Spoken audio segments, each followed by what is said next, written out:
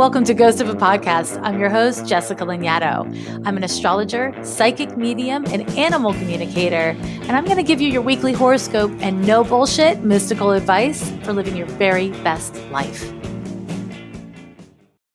In a recent court reversal, ex-felons in the state of Florida must now pay fines before voting in November. This could seriously impede the ability of hundreds of thousands of voters to cast a ballot.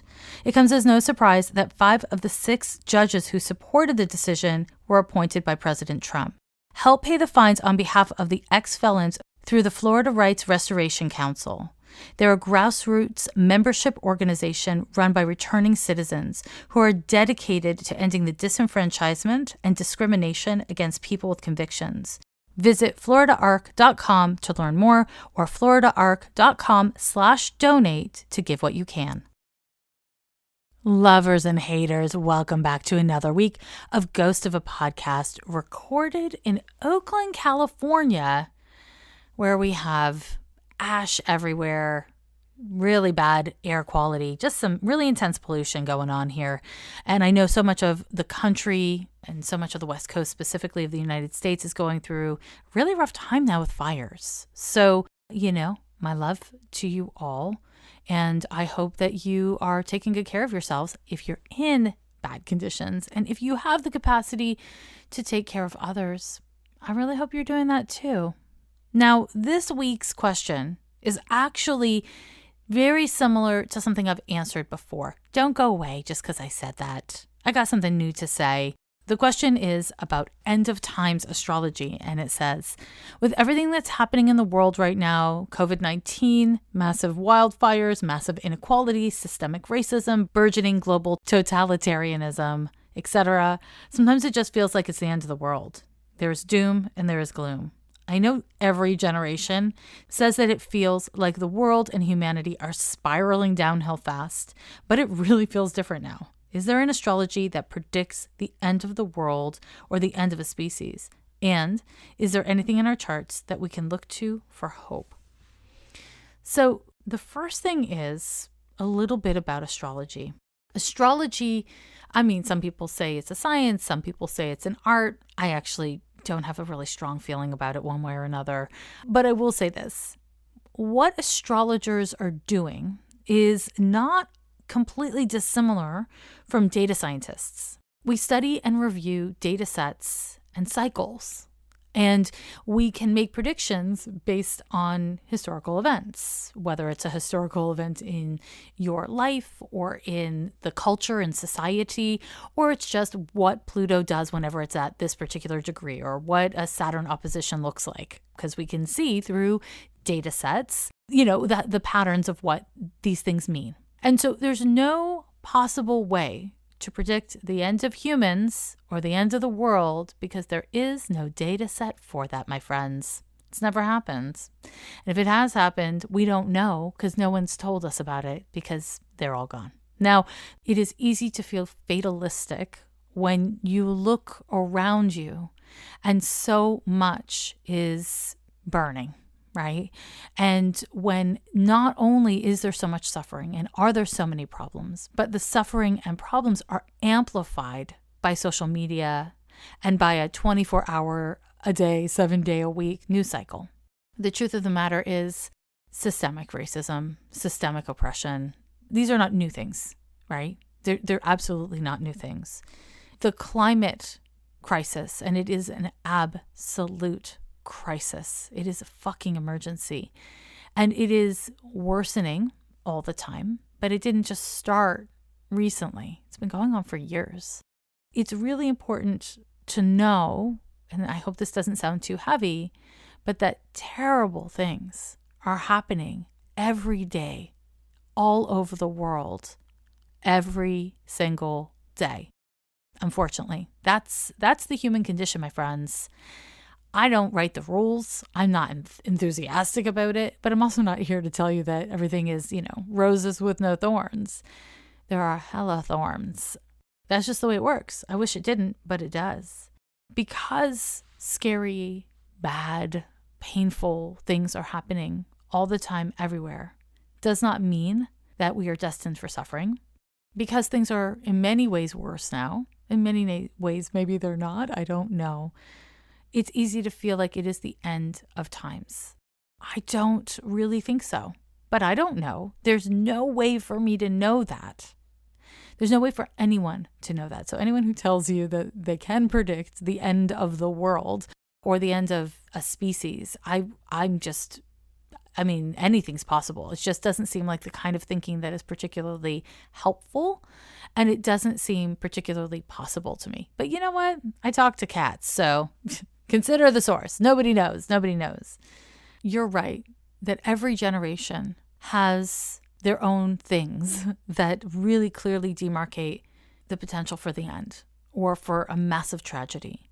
And in many communities all over the world, in every part of the world, there is suffering. The way that humans are wired, by way of maybe selfishness, but a lot of it is about survival. It always feels different, and it always feels worse when it's happening to you, you know? And so there is an opportunity in this moment, even in your suffering, to cultivate greater empathy, and not situational, short-term empathy, but real empathy for other people who are in situations that you can't understand, that you don't have all the details for, but are suffering. Compounded suffering and struggle is a tax on the mental health. And when a person's mental health is taxed, it's harder to make choices that are really constructive and balanced and follow through with them in a really effective way. There's this cascade effect with trauma, right? It's really a valuable time, separate from everything else, to just cultivate empathy, to look at the ways you once were 3 months ago, 6 months ago, a year ago, 5 years ago, whatever it is, and look at what you've learned and how it's increased your capacity for empathy and increased your willingness to even consider it. The truth of the matter is, never having to make a hard decision about the welfare of others is not what makes you a good person. What makes a good person is making positive choices, constructive choices, progressive choices. And I don't mean progressive in a political sense per se, but forward-moving progressive choices. Making those kinds of choices in the face of adversity, in the face of pain, in the face of struggle. What so many people do under the burden of a crumbling infrastructure, under the perils of the climate crisis, under the weight of a really frightening government, what we tend to do is we get overwhelmed and we shut down. And so many of us just don't have the capacity or the skills to cope. And so when we get into that mindset, what we have a tendency to do is nothing. And we do nothing because we are looking for the best thing, the biggest thing to do, the most impactful thing to do, the most special thing to do. And I am of the mind that it is far more impactful to start with the least that you can do, right? The least that you can do. Listen, my friends, my loves, my darlings, I am a triple Capricorn, sun, moon, and rising, all in Capricorn. I am a very negative person. Anyone who's friends with me knows that I delight in complaining. I love to complain. It's kind of on brand for me. I am not a positive person. However, I strive to make sure that my actions are positive. I have known many really positive people. And I'll tell you this, having a positive outlook, having a positive nature does not equal positive actions for your own life or the world around you, any more than being frightened or negative or complaining or seeing the worst in things means that you have negative actions. How you feel and what you do are not the same thing. Sometimes they are, for some of us, some of the time, for some of us, a lot of the times, but it's not inherent that your feelings and your fears and your actions are the same. So, what I want to encourage you to do is center self-care and center your spiritual, emotional, mental wellness. And if you can't center your wellness on those levels, at least center coming to a place of neutrality and out of fear. And if that means the least that you can do today is manage your mental health or your emotional health, great. Start there. Do the least that you can do. Maybe the least that you can do is, help out a neighbor or call a senator and complain about something that needs to be complained about. Maybe the least you can do is register to vote. None of these things are the most you can do. Absolutely not the most you can do. Start with the least and build from there. Because when we have incremental progress, when we have constructive activities and actions in our life, in any realm of our life, what happens is not only do we start to create a momentum for positivity and growth and change, but that momentum shifts us. Not dramatically, sometimes dramatically, but overall, not dramatically, but meaningfully. Sometimes all we need is to start to build momentum, because the chances are very high that no one of us is going to single-handedly change the world's problems. That'll take all of us, and it'll take all of us being activated. And as an astrologer, I can tell you there's no way in hell that all of us are going to be activated in the same way, and that we're all going to see the same solutions to the world's problems. We're just not. It's not realistic. If we can find a way to collaborate through our differences, there's healing there. If you can find ways to be present with your fear that we're at the end of days, your fear that humanity cannot survive, if you can allow yourself to have those feelings, but then to start slowly but surely choosing small, sustainable actions to do the least you can do about the things you're the most concerned about. So it might be one small action a day about your 5 greatest concerns or your 1 greatest concern. I don't think that we're at the end. I do think we are in the throes of a transformative time. And within that, we are all on the hook for how we participate. We are all on the hook for our willingness to change and to grow. And it is hard. It's really hard. And it's probably going to get a lot harder. TBH. And so the key here is to take greater responsibility for what you consume and what you do, what you put out, and to create a momentum in your life that can eventually, or maybe quickly, create a momentum around you. And if we speak in energetic terms, because hey, we're here for woo, are we not? The thing about energy is when energy starts to move, when energy starts to flow, even if it's only a small amount of energy, what it does is it stimulates and touches all of the energetics around it. So if there's a small amount of movement in an otherwise inert or stuck block of energy, or in a situation or in a person, when there's a small amount of movement, then all the other energy in that situation or in that dynamic is stimulated in such a way that it can respond with its own momentum. Now, there can be pros and cons of that. There's pros and cons of everything, my friends. But momentum creates momentum. It just does.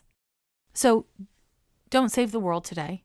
Don't fix a broken government today. Start with the least you can do and commit to building from there, so that the least you can do today and the least you can do in 2 months is a different amount. And shit's cyclical. Healing is not linear. It's okay to take a couple steps forward and a couple steps back. Just keep momentum. That's the work. It's astrology time again. Let's talk astrology, shall we? We are looking this week at the dates of September 13th through the 19th of 2020. Mars is retrograde, and it's been a little too on the nose for me, waking up to Mars retrograde with these dark orange skies, wildfires of historic proportions raging through the west coast of the United States. I mean, that's just been a little too literal for me. How are you enjoying Mars retrograde so far?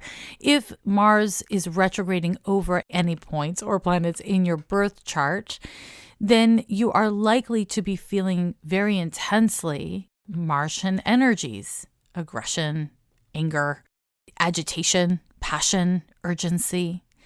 And if you don't have cultivated skills for coping with those feelings, it may be experienced as exhaustion, sadness, fear, overwhelm.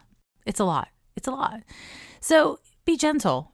Explore and investigate those feelings. Strive to, as much as possible, be present for them. Here's the thing about Mars. Because it is so urgent in its expression, there's a way that we are more likely to make mistakes, say it wrong, do it wrong, that kind of things. I mean, you might be getting it right.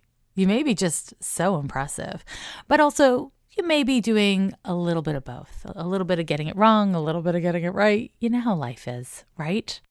I have a correction to make from my Mars retrograde hot take, because I said in that episode that the last time that Mars was retrograde in Aries was in 1941, which was not quite right. So Mars went retrograde in Aries in 1988, my friends. However, it retrograded back into Pisces.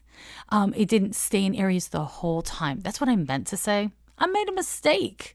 Sorry if it was confusing or misleading. This particular Mars retrograde in Aries and the one in 1941 stayed in Aries the whole damn time.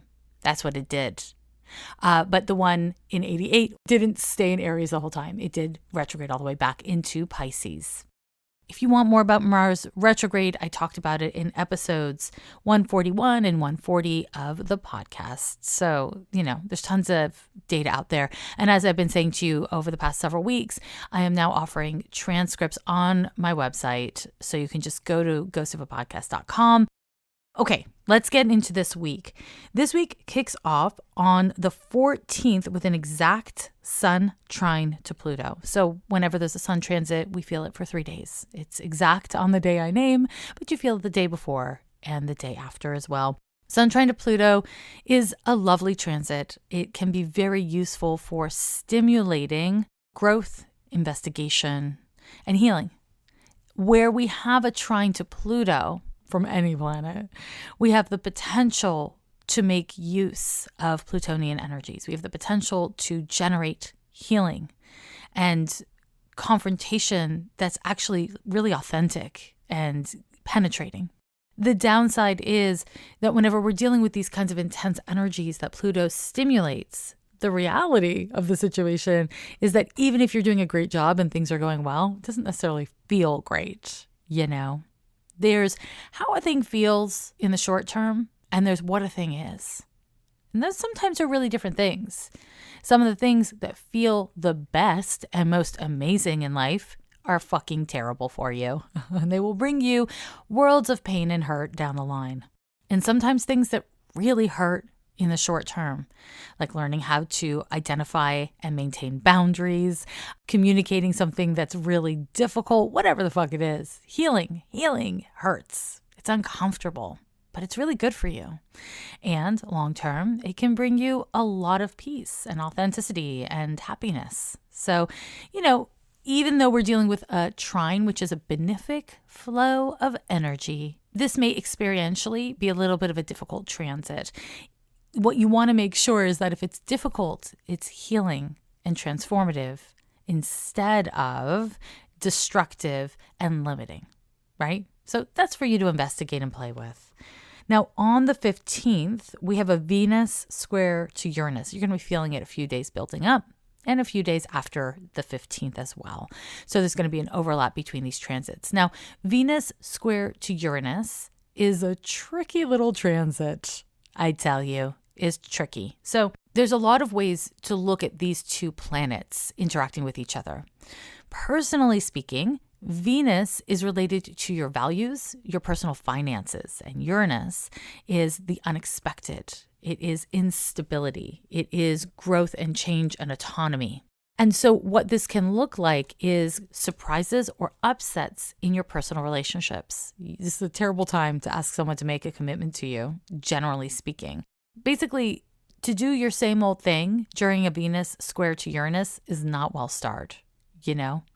Venus square to Uranus is great for an exploration into new ways of doing things, new ways of connecting socially, romantically, and personally with other people. This is, a great time for exploring and experimenting romantically and socially.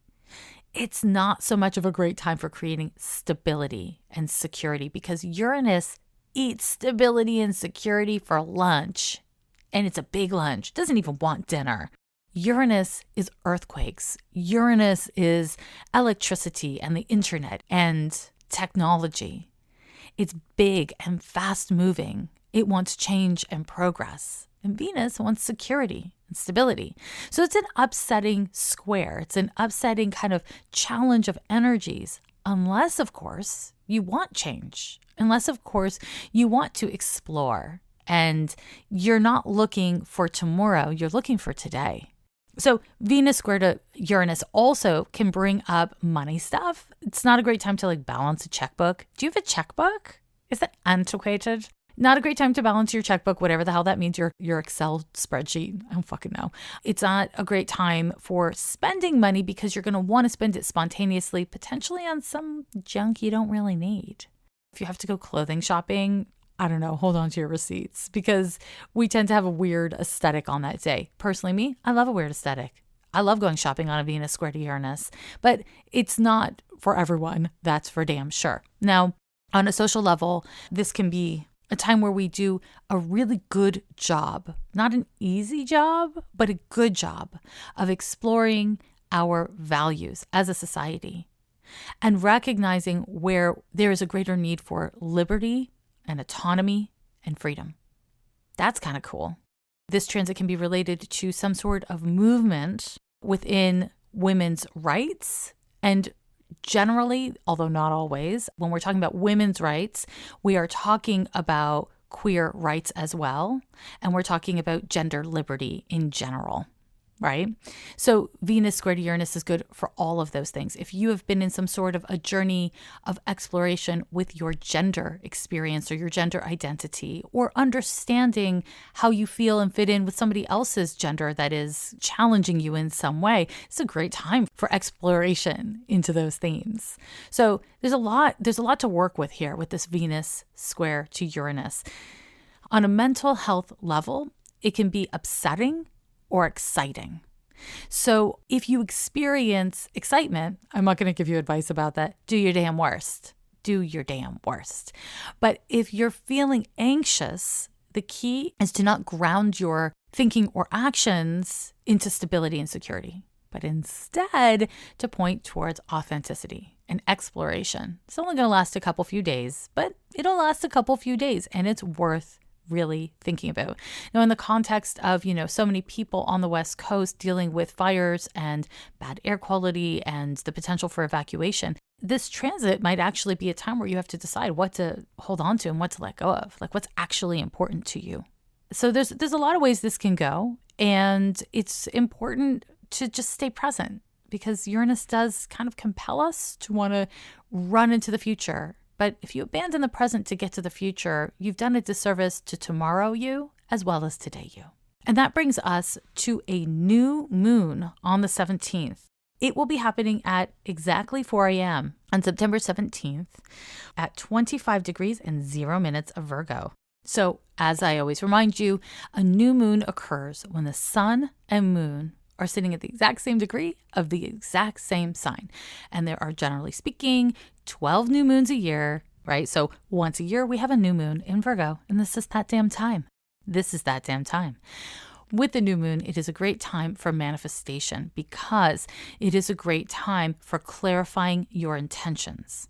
When the sun and moon meet up, it's like your feelings and your will are in alignment. That is a really fertile stance when your feelings and your will are in alignment, or when the energy is present to support you in getting your feelings and your will in alignment. Because a lot of times it's like my feeling is I'm scared of being single forever, and my will is I want to get into a relationship. That's not fertile. That doesn't actually bring us what we want. We want to get the desire and the yearning and the hopefulness for what we want in alignment with our will, right? So having this new moon in Virgo, and I should say on the same day, we also have a Mercury square to Jupiter and a Sun trine to Saturn. So having this new moon is actually a great time to try to get clear.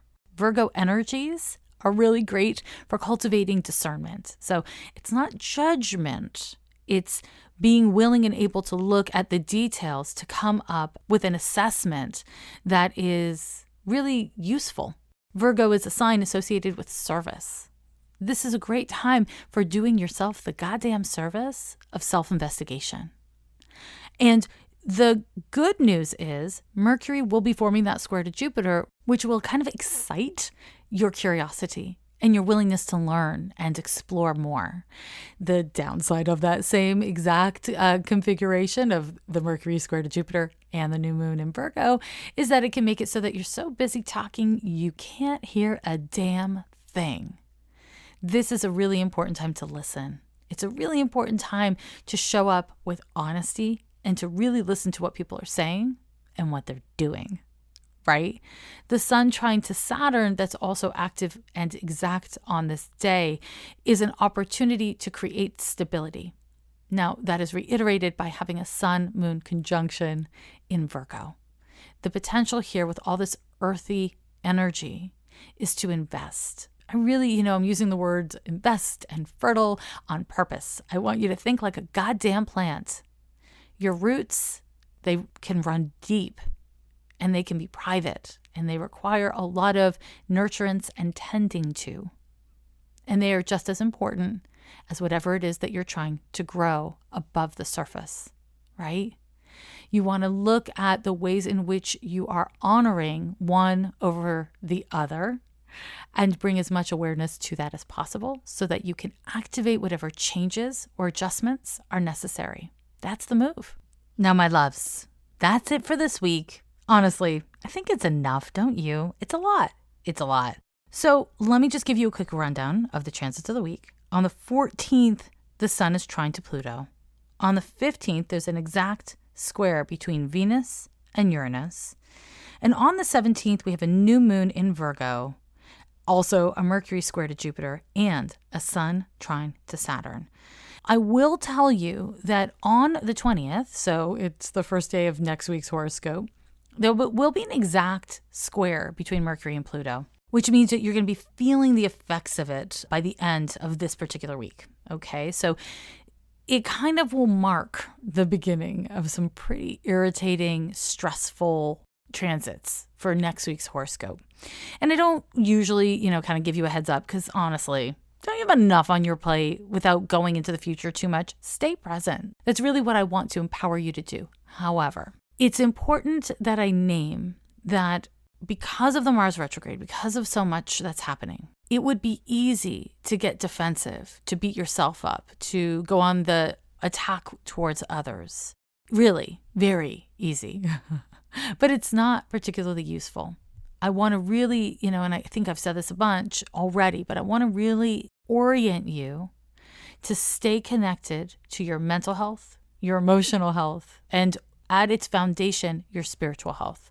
I want to really center you around these things so that you can engage with these transits in as constructive, healthy, and kind ways as is possible for you. My loves, as always, I invite you to send me your questions over at ghostofapodcast.com. If you would like to learn more with me and from me, join me over at Patreon, where I teach stuff, I do stuff. Things happen. I think that's about it. That's what we got. Okay. Keep on showing up, my loves. Keep on showing up. Every year they say the end is near, but we're still here.